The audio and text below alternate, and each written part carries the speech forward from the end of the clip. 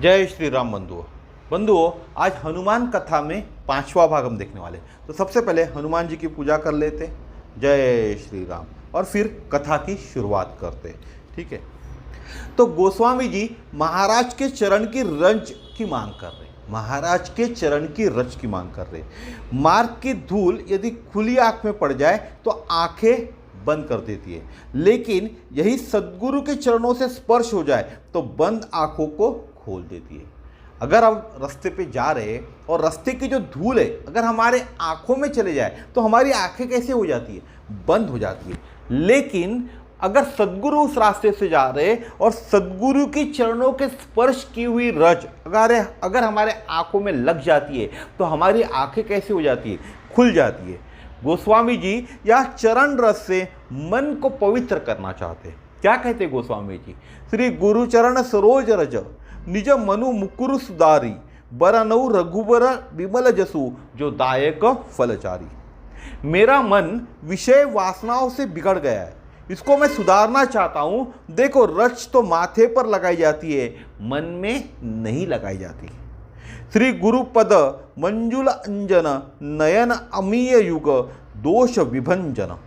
श्री गुरुपद रज मंजुल अंजन नयन अमीय दुग दोष विभंजन। तेरी करी किमल विवेक विलोचन बरनु रामचरित भव लोचन।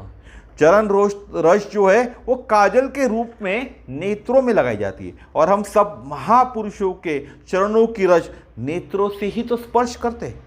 लेकिन यह सद्गुरु के चरणों की रज की महिमा ही कुछ अलग है। यह सद्गुरु की महत्ता है कि चरणों की हम रज हम नेत्रों में लगाए और हमारा मन कैसा हो जाए? पवित्र हो जाता है। जब हम सद्गुरु के चरणों की रज हमारे नेत्रों में लगाते तो हमारा मन कैसा हो जाता है? पवित्र हो जाता है। और यह किसकी महिमा है? यह सद्गुरु की महिमा है।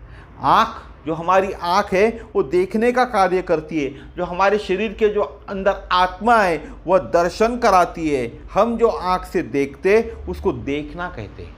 जैसे ताजमहल, लाल किला हम देखते हैं, लेकिन बिहारी जी को हम देखते नहीं, बल्कि उनका क्या करते? दर्शन करते। जगत खुली आँख से तथा जगत पिता बंद आँख से दिखता है। जगत खुली आंख से दिखते हैं और जगत पिता कैसे दिखता है? बंद आंखों से दिखता है। आप मंदिर में जाते या हम जब भी मंदिर में जाते तो बिहारी जी के सामने खड़े हो जाते। जैसे ही पुजारी जी पर्दा उठाते तो हाथ जुड़ जाते और आंखें बंद हो जाती है। माथे की जो आंख होती है वह संसार देखने के लिए, लेकिन ईश्वर की आंख, जो ईश्वर को मन की आंखों से देखा जाता है। ये जो हमारी आंख है इसका काम क्या है? देखना। और हमारे शरीर के अंदर में जो आत्मा है उसका काम क्या है? दर्शन कराना। जब भी हम बिहारी जी के मंदिर में जाते, अभी मंदिर बंद है, बिहारी जी के सामने हम खड़े हैं और वो पुजारी जी बिहारी जी के सामने से पर्दा उठाते तो हमारे आप हाथ जो है अपने आप जुड़ जाते, क्योंकि बिहारी जी सामने साक्षात खड़े। और हमारी आंखें कैसे हो जाती हैं? बंद हो जाती है। जब भी आप किसी भगवान के दर्शन करते हो तो खुली आंखें से तो नहीं करते ना, आंखें हमारी क्या हो जाती है? बंद हो जाती है। माथे की जो आंखें, ये जो हमारी आंखें है वह संसार को देखने के लिए, लेकिन ईश्वर को, जो भगवान को हम दर्शन करने आए, बिहारी जी के दर्शन करने आए, वह कैसे किया जाता है? मन की आंखों से किया जाता है। गुरुदेव के पावन चरणों की रज जब हमारे मन को पवित्र करती है तब मन भगवान के दर्शन में लीन हो जाता है, मन पवित्र होता है। जब भी हम जो महात्मा हैं उनकी श्री चरणों की कृपा से नेत्रों को रज से स्पर्श करते, जो भी महात्मा हैं उनके चरणों की जो रज है उनसे जब हमारे नेत्रों को स्पर्श करते तो मन कैसा हो जाता है? पवित्र हो जाता है। मन कैसा हो जाता है? पवित्र हो जाता है। इसका एक उदाहरण बताता हूँ। जैसे हम कोई बिजली का तार है, उसको जब हम छूते तो झटका लगता है ना, तो वो झटका कहाँ लगता है? हमारे मन को लगता है। जब हम किसी इत्र को नाक से सूंघते तो मन हमारा आनंद का अनुभव करने लगता है। ऐसी ही मस्तक, जो मस्तिष्क है वो गुरुदेव के चरणों में झुका, मन अपने आप ही पवित्र हो जाता है। जब भी हमारा ये मस्तक ये जो सर है हमारा, ये गुरुदेव के चरणों में जब हम झुकाते तो हमारा जो मन है अपने आप पवित्र हो जाता है। और मनुष्य का मन जब बिगड़ जाता है, मनुष्य का मन जब बिगड़ जाता है तो पूरा शरीर ही बिगड़ जाता है। शरीर की जीवन यात्रा बिगड़ जाती है, जीवन चक्र बिगड़ जाता है। अपवित्र मन हमेशा अपवित्र कार्य ही करता है। हमारा मन, हमारा शरीर कब बिगड़ता है? जब हमारा मन बिगड़ जाता है तो हमारा पूरा शरीर बिगड़ जाता है। शरीर की जीवन यात्रा बिगड़ जाती है, जीवन चक्र बिगड़ जाता है। अपवित्र मन हमेशा अपवित्र कार्य करता है। इसीलिए हमारा मन कैसा होना चाहिए? शांत होना चाहिए, बल्कि शुद्ध होना चाहिए।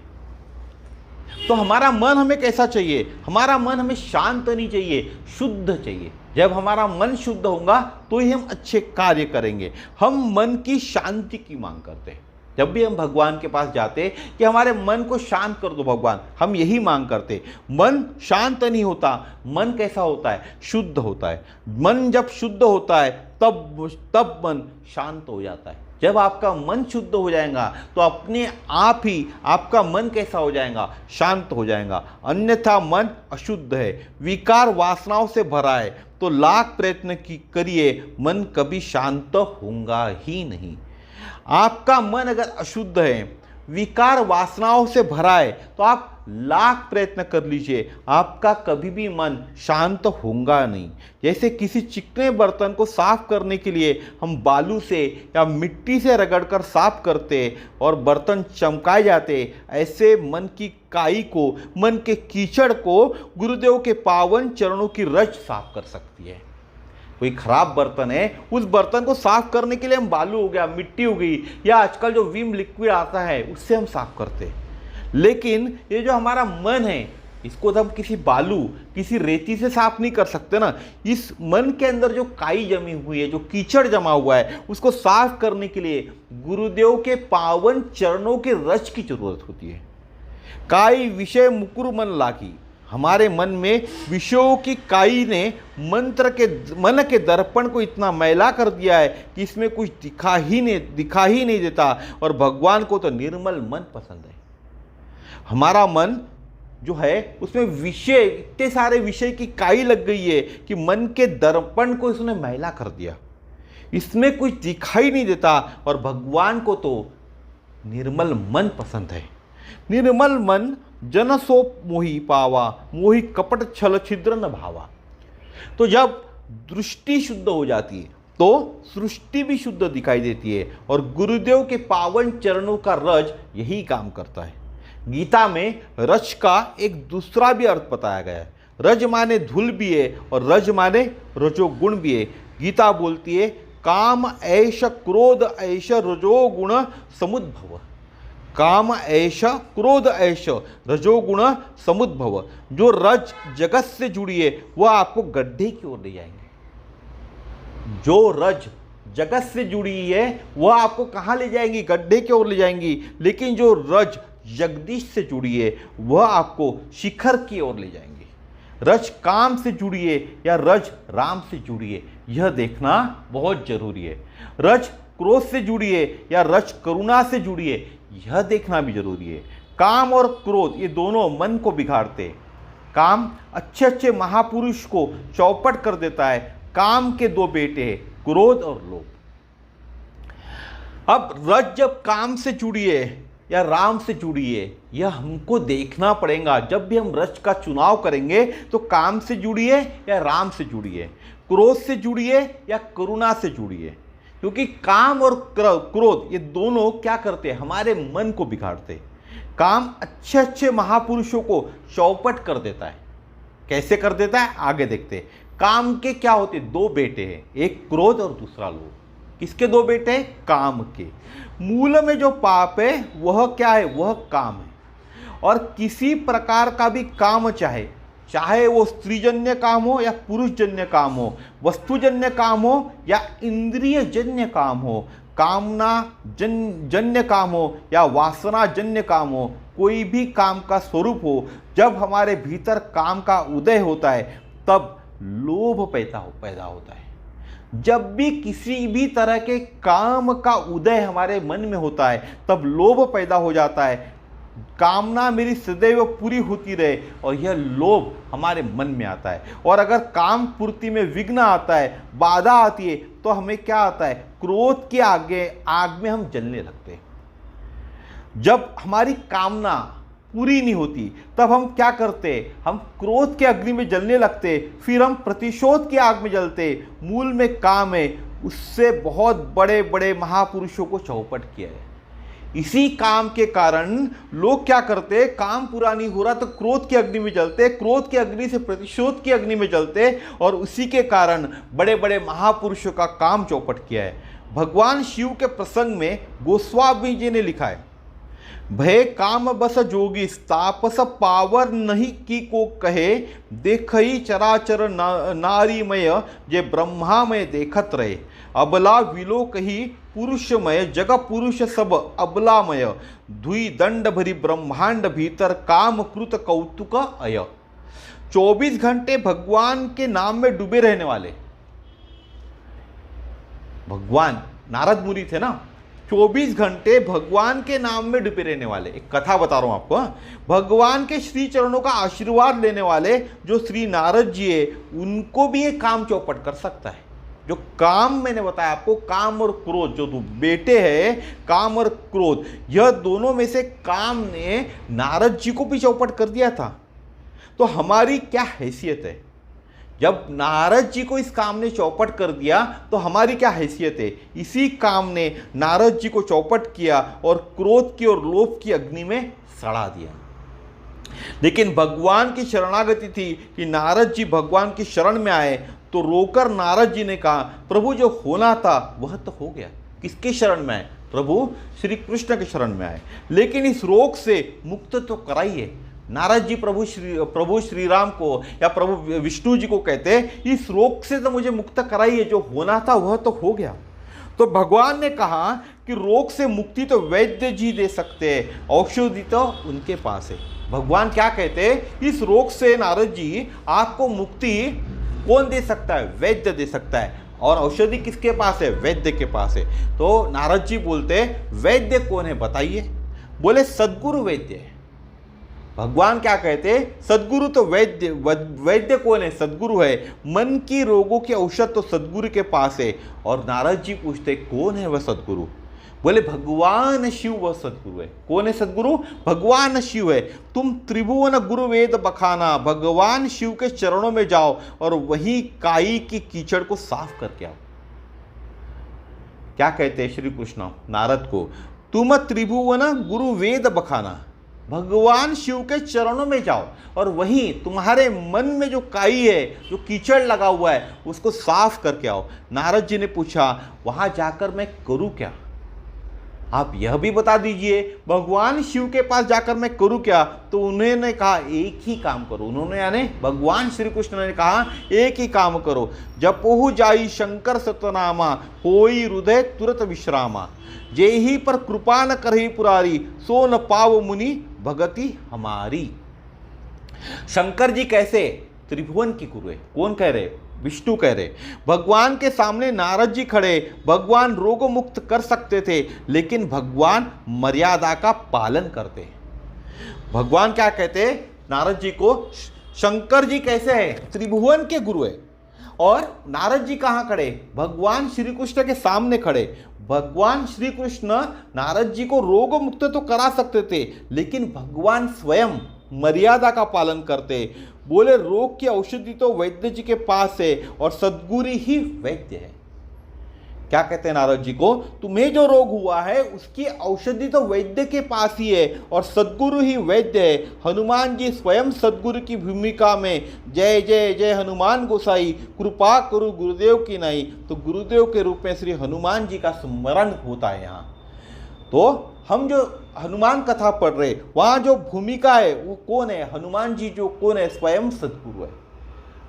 जो हनुमान कथा हम पढ़ रहे हैं उसके अंदर में हनुमान जी कौन है? स्वयं सद्गुरु है। और क्या कहते हैं? जय जय जय हनुमान गोसाई, कृपा करो गुरुदेव की नाई। गोस्वामी जी कहते हैं। तो गुरुदेव के रूप में हनुमान जी का स्मरण करते, श्री गुरु चरण सरोज रज निज मनु मुकुर सुधारी बरनु रघुर बिमल जसु जो दायक फल चारु। बड़ा अच्छा लिखा है गोस्वामी जी ने, श्री गुरु चरण सरोज रिज निज मनु मुकुर सुधारी बरनऊ रघुबर बिमल जसु जो दायक फलचारी। हमारे द्वारा जो भी पाप होता है वह कामना के द्वारा होता है। हम जानबूझकर कोई पाप नहीं करते, हमारे मन के अंदर में जो कामना आती है उस कामना के कारण हम पाप करते। इसलिए साधु बहुत सावधान रहते, वे दिन रात इस बात को गुनगुनाते, चाह गई चिंता मिटी मनुओ बेपरवाह जाको कछु न चाहिए सोई शहंशाह। क्या कहते साधु लोग, एक लाइन गुनगुनाते क्योंकि उनको कामना नहीं चाहिए। अगर कामना उनके मन में आ जाएंगी तो उनके द्वारा क्या होगा, पाप होगा। इसीलिए वो कहते, चाह गई चिंता मिटी मनुआ बेपरवाह जाको कछु न चाहिए सोई शहंशाह। सभी इच्छाएं खत्म हो गई। इसका अर्थ क्या है, सभी इच्छाएं खत्म हो गई, चिंताएं खत्म हो गई, मन कैसा हो गया, चिंता मुक्त हो गया। जो कुछ नहीं चाहता वही कौन होता है, वही शहंशाह होता है, वही सम्राट होता है। क्या कहते साधु लोग रोज, मेरी पूरी इच्छाएं खत्म हो गई, मेरी पूरी चिंताएं खत्म हो गई, मेरा मन चिंता मुक्त हो गया। और जो कुछ नहीं चाहता इस मन से, इस कामना से, इस मन के अंदर जो कामना है उससे, वही कौन होता है, वही सम्राट होता है, वही शहंशाह होता है। एक संत ने बहुत अच्छा कहा है, चाह जर से लगी जी जरा हो गया, चाह हर से लगी जी हरा हो गया। एक संत ने कहा, क्या कहा है, चाह जर से लगी जी जरा हो गया, और चाह हर से लगी तो जी कैसा हो गया, हरा हो गया। जी को जलाना है तो जरा से चाह करें। आपके जी में, आपका जी यानी आपके मन को जलाना है तो आपको जरा से चाहना चाहिए। अगर जी को आपको हरा भरा करना है तो हरि के चरणों में गिरना चाहिए, हरि चरणों की राह देखनी चाहिए, या चाह हरि दर्शन की करनी चाहिए। जी को हरा भरा करना है तो चाह किसकी करे, हरि दर्शन की करे या हरि चरणों की करे। हरि दर्शन की चाह, हरि दर्शन की प्यासी, जीवन हरा भरा रहेगा। अगर आप में हरि दर्शन की चाह है, हरि दर्शन की प्यास है तो आपका जीवन हरा भरा रहेगा। तो ऐसे पावन चरण जहां मिले वहीं आपको क्या करना है, आपका शीश झुकाना है। मन भी पवित्र होगा, शांत भी होगा और आनंदित होगा और गौरवान्वित भी रहेगा। गुरु चरणों में बैठना माने संपूर्ण समर्पण करके ही बैठना होता है। जब आपका जीवन हरा भरा होगा हरि दर्शन के कारण, तो पावन चरण जहां मिले आपको, जब भी ऐसे पावन चरण मिले जो आपका जी हरा भरा कर दे, तो उनके चरणों में आपको शीश झुकाना है। तो ऐसे कौन है, हनुमान जी है। अब से क्या होगा, आपका मन पवित्र होगा, आपका मन शांत होगा, आपका मन आनंदित होगा, आप गौरवान्वित महसूस करेंगे। और गुरु चरणों में बैठना यानी संपूर्ण समर्पण करना। अब सौंप दिया इस जीवन का सब भार तुम्हारे हाथों में। समर्पण यानी क्या, हम क्या बोलते गुरु को, अब सौंप दिया इस जीवन का सब भार तुम्हारे हाथों में। और हनुमान चालीसा के प्रथम चरण में गोस्वामी जी गुरुदेव के चरणों को नमन कर रहे हैं। गुरुदेव यानी कौन, हनुमान जी। हनुमान जी को गोस्वामी जी नमन कर रहे। क्या कहते, चरणों में गुरुवर के प्रणाम करता हूं, स्वीकार कीजिए दास की वंदना। गुरु जी आप दयालु है, दयावान है, करते रहते सदा हम पर एहसान है। भूल क्षमा कर देते और अपनी शरण में लेते, स्वीकार कीजिए दास की वंदना। हम तो भटक रहे थे अंधकार में, कोई मंजिल नहीं थी संसार में। धर्म का दीपक जला दिया, हमें भजन का मार्ग बता दिया, स्वीकार कीजिए दास की वंदना। अब तो मन में हमारे यही लगन, कर दे कृपा तो हो जाए प्रभु से मिलन। हमको भक्ति का वर देना, हमको क्या देना, भक्ति का वर देना, थोड़ी आप सिफारिश कर देना। स्वीकार कीजिए दास की वंदना। चरणों में गुरुवर के प्रणाम करता हूं, स्वीकार कीजिए दास की वंदना। तो गुरुदेव श्री पावन चरणों की रस से गोस्वामी जी ने अपना क्या सुधारा है, मन सुधारा है। तो गुरुदेव यानी कौन थे उनके, प्रभु हनुमान। जो वीर हनुमान थे वह उनके गुरु थे, और उनकी पावन जो चरणों की रज थी उनसे ही गोस्वामी जी ने अपना मन सुधारा है। श्री गुरु चरण सरोज रज निज मनु मुकुर सुधारी। क्या कहते हैं? श्री गुरु चरण सरोज रिज निज मनु मुकुर सुधारी। यह सिद्धांत है कि शुद्ध मन ही भगवान का वर्ण कर सकता है, क्योंकि भगवान को निर्मल मन ही भाता है। अगर आपका निर्मल मन नहीं है तो आप भगवान को वर्ण नहीं कर सकते, क्योंकि यह सिद्धांत है कि शुद्ध मन ही भगवान को वर्ण कर सकता है, क्योंकि भगवान को निर्मल मन ही भाता है। निर्मल मन जन सो मोहि पावा, मोहि कपट छल छिद्र न भावा।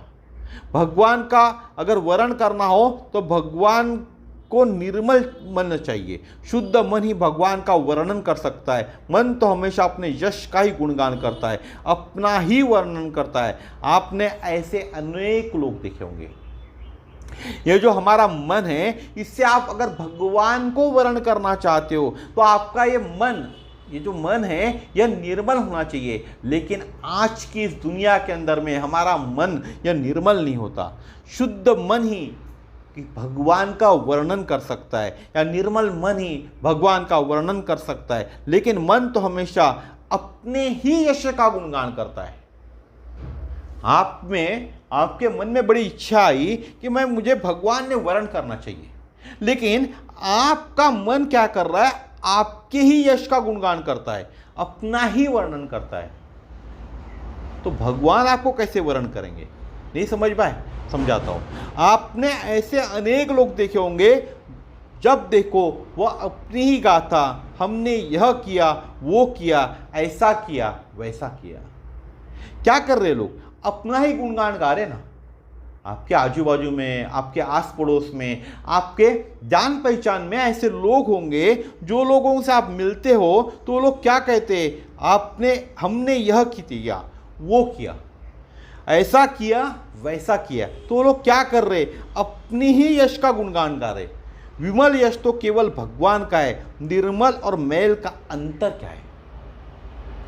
अगर हमें यश का गुणगान गाना है तो भगवान के यश का गुणगान गाना चाहिए, हमारे यश का गुणगान नहीं गाना चाहिए। विमल यश तो किसका होता है? सिर्फ भगवान का होता है। निर्मल और मैल का क्या अंतर है? भगवान का यश कैसा होता है? निर्मल होता है। और हमारा यश कैसा है? मैला है। तो इसमें और भगवान का जो निर्मल यश है उसमें क्या अंतर है? जो वर्णन अपने मन में ईर्ष्या पैदा करे, जलन पैदा करे, प्रतियोगिता का भाव पैदा करे, प्रतिद्वंदता का भाव पैदा करे, प्रतिशोध की भावना जगा दे, वो वर्णन कैसा है? सांसारिक है।